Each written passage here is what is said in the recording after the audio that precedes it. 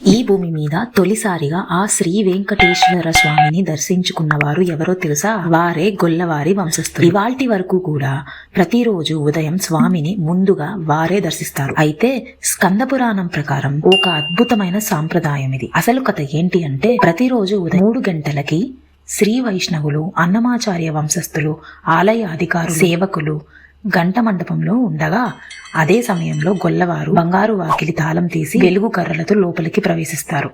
అక్కడ మందిరంలోని దీపాలను వెలిగించి మొదటగా ఆ కలియుగ ప్రత్యక్ష దైవమైన శ్రీ వెంకటేశ్వర స్వామిని దర్శిస్తారు. తర్వాత పూజారులు సాంప్రదాయ పద్ధతిలో కౌసల్య సుప్రజ రామ అంటూ ఈ శ్లోకంతో పూజా కార్యక్రమాలను ప్రారంభిస్తారు. ఇదే విధంగా ప్రతిరోజు ఉదయం స్వామిని ముందుగా ఈ వంశస్థులు దర్శిస్తున్నారు. మరొకటి ఏంటంటే, ఉత్సవ మూర్తులను బయటికి తీసుకువెళ్ళినప్పుడు లేదా తిరిగి లోపలికి తీసుకువచ్చేటప్పుడు దీపకర్రలను పట్టుకుని ముందుగా నడుస్తారు.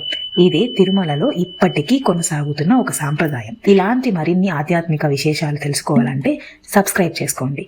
ఓం నమో వెంకటేశాయ.